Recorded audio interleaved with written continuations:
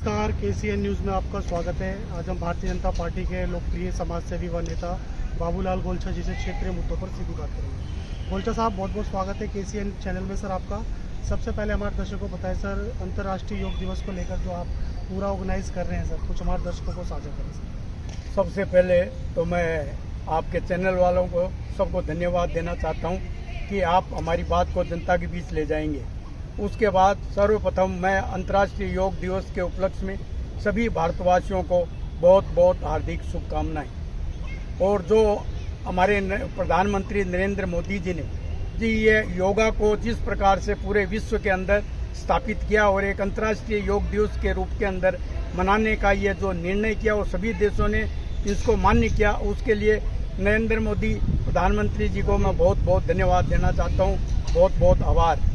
और मैं अणुबल समिति ट्रस्ट दिल्ली के अध्यक्ष के नाते जो नरेंद्र मोदी जी ने 12 साल के अंदर विकास, विश्वास और जन कल्याण के कार्य किए हैं और उसी के द्वारा स्वच्छता अभियान भी चल रहा है, तो कल हम अंतर्राष्ट्रीय योग दिवस के रूप में मनाने जा रहे हैं। तो ये जनता के लिए सिर्फ एक शारीरिक लाभ के लिए ही नहीं है, इससे मानसिक और दिमागी स्तरीय भी इसमें उनको मदद मिलती है और एक आध्यात्मिक एकाग्रता पैदा होती है, जिससे विद्यार्थियों से लेकर बुजुर्गों तक एक शांतिमय जीवन जीने के लिए ये योगों का प्रयोग करना चाहिए। ये योग सिर्फ एक दिन का नहीं है, इस योग को अपने जीवन में उतारें और ये दैनिक दिनचर्या में इसको शामिल करें। अपने बच्चों को, अपने परिवार को, अपने समाज को इसके साथ जोड़ें, जिससे समाज और कल्याण के साथ साथ विश्व का भी कल्याण होगा। मैं दोबारा आदरणीय श्री नरेंद्र मोदी जी को धन्यवाद देना चाहता हूं कि इस प्रकार से ये अंतर्राष्ट्रीय योग दिवस आपने विश्व में स्थापित किया है और ये और भारत को विश्व गुरु बनाने में बहुत बड़ी इसमें मदद मिलेगी। बहुत बहुत आपका धन्यवाद। योग की बात करते तो योग की शुरुआत क्या हमारे भारतवर्ष से ही हुई थी सर? भारतवर्ष से शुरू हुई थी, लेकिन इसका विश्व के अंदर एक स्वरूप नहीं था। भारतवर्ष की क्षमता क्या है, उसका पावर क्या है, उसकी आध्यात्मिक शक्ति क्या है, पूरा विश्व पहले यहाँ आध्यात्मिक शिक्षा लेने के लिए भारत आया करता था, लेकिन पिछले वर्षों में यह बात एकदम बदल गई और ये क्या बोलूँ उसको एक दूसरी तरफ, जैसे भ्रष्टाचार है और परिवारवाद है, ऐसे चीजों को लेकर के आध्यात्मिक और ये जो विश्व गुरु की बात थी वो पीछे रह गई। और 2014 से जब से प्रधानमंत्री नरेंद्र मोदी जी और भारतीय जनता पार्टी की सरकार आई है, तो जो असल में असली रूप में भारत का क्या स्वरूप है, उसका क्या इतिहास है, वो आज बच्चों से लेकर के और पूरे विश्व के अंदर इस चीज का हम प्रचार प्रसार कर रहे हैं, जिससे पूरे विश्व को भारत की ताकत का अंदाजा हुआ है और भारत को एक सम्मान की दृष्टि से देखने लग गए हैं। चाहे कोई भी क्षेत्र हो, चाहे रक्षा क्षेत्र हो, चाहे सुरक्षा क्षेत्र हो, चाहे शिक्षा क्षेत्र हो, चाहे स्वास्थ्य क्षेत्र हो, सबके अंदर आज भारत स्वदेशी के रूप में एक स्थापित हो रहा है, मेक इन इंडिया के रूप में स्थापित हो रहा है, जिसका फायदा हमें आगे आने वाले वर्षों में हमें मिलेगा। और मोदी जी का जो 2047 तक एक विकासशील देश बनाने का जो एक उनका विजन है, उसमें हम हर प्रकार से उनके एक सहयोगी के रूप में जुड़ के और देश के कल्याण के लिए कार्य करेंगे। सर, विदेश की बात की जाए तो विदेशों में भी योग को पूरी तरह से अपनाया है उन लोगों ने, कह रहे योग से हमें बहुत अच्छा शांति प्राप्त होती है। इसको लेकर क्या कहेंगे गोलछा साहब? ये योग तो भारतवर्ष से ही चला था और पूरे विश्व तक पहुंचा था, लेकिन गत वर्षों के अंदर जो ये एलोपैथिक इलाज के कारण, ये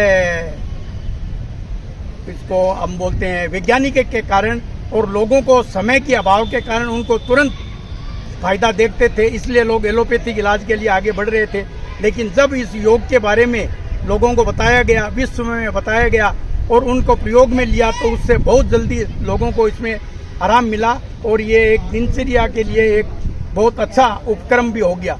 इससे मानसिक, आध्यात्मिक और शारीरिक तीनों लाभ होते हैं, इसलिए पूरे विश्व इसको अपनाने के लिए बाध्य हुआ है और इसको स्वीकार किया है। गोलछा साहब, आपसे ये भी जान लेंगे सर, दिल्ली की बात कर ले, आप भारतीय जनता पार्टी के काफ़ी लंबे समय से सिपाही भी हो सर, आपसे जान लेंगे हर्ष मल्होत्रा जी को प्रदेश अध्यक्ष के नियुक्त किया गया है, तो क्या लगता है संगठन मजबूत होगा और भी सर? देखिए, इन वर्षों के अंदर जो भारतीय जनता पार्टी की संगठनात्मक जो ढांचा रहा है वो नवयुवकों को आगे लाना, और जो व्यक्ति पीछे रह करके जो काम कर रहा था पार्टी के लिए, देश के लिए, मजबूती के लिए अपना समय और श्रम लगा रखा था, उसका अभी मूल्यांकन हो रहा है, उनको आगे लाया जा रहा है। जैसे हमारे दिल्ली के ही हर्ष मल्होत्रा जी का आप उदाहरण ले लीजिए। इन्होंने ये कॉलेज के जीवन से अपना जीवन शुरू किया, निगम पार्षद बने, महापौर बने, और अभी वर्तमान में 2 कार्यकाल से वो दिल्ली प्रदेश के महामंत्री के रूप में अपनी सेवाएं दे रहे हैं। तो इनकी सेवाओं को देखते हुए पार्टी ने इन्हें सांसद बनाया, फिर उनको मंत्री बनाया, और इनकी योग्यता को देखते हुए जो व्यक्ति हर आदमी को साथ जोड़ के, कार्यकर्ताओं को साथ लेकर के पार्टी को विस्तार देने के लिए और पार्टी को एक मजबूत स्थिति में लाने के लिए जो आज हमारे केंद्रीय पदाधिकारियों ने जो ये जिम्मेवारी हर्ष मल्होत्रा जी को दी है, ये मैं उनका बहुत बहुत आभार धन्यवाद देता हूं। और हर्ष मल्होत्रा जी ये दिल्ली को एक नया स्वरूप, संगठन को एक नया स्वरूप देंगे, युवाओं को जोड़ के संगठन को मजबूत करके भारतीय जनता पार्टी को आगे बढ़ाने में अपना योगदान देंगे। ये जो निर्णय लिया है हर्ष मल्होत्रा जी को प्रदेश अध्यक्ष बनाने का, उनका मैं बहुत बहुत स्वागत, आभार, अभिनंदन करता हूँ। जाते जाते हमारे दर्शकों को अंत में क्या साझा करेंगे गोलचा साहब आप? जो नरेंद्र मोदी जी ने स्वच्छता और ये जो योग है और नशा मुक्त है, ये इन चीज़ों को हम लोग एक इतना जो हल्के रूप में ले रहे थे, वो हमारी सोच गलत है।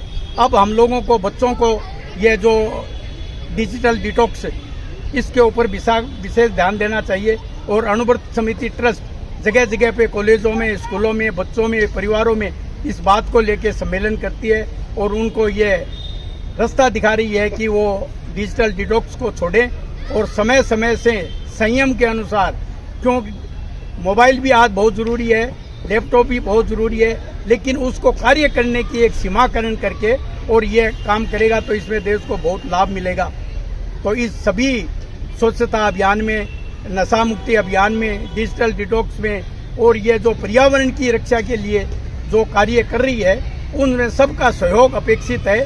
सिर्फ एक आदमी से नहीं होगा, हम सब मिलके यदि इनके कदम से कदम मिला के आगे बढ़ेंगे तो देश बहुत उन्नति करेगा, देश का बहुत विकास होगा। और ये जो जल की समस्या है, वो आज से 78 साल पहले एक जैन आचार्य जो अणुव्रत आंदोलन का प्रवर्तन किया था, उन्होंने ये जल की बात विशेष उनकी क्या विशेषता है, क्या मुख्यता है, उस समय उन्होंने ये चीज़ बताई थी। उस समय हम लोगों ने ध्यान नहीं दिया कि हम क्यों पानी का संयम करें, क्यों पानी का अल्पीकरण करें, लेकिन यदि उस समय यदि कर लिया होता तो आज ये स्थिति हमको देखने को नहीं मिलती।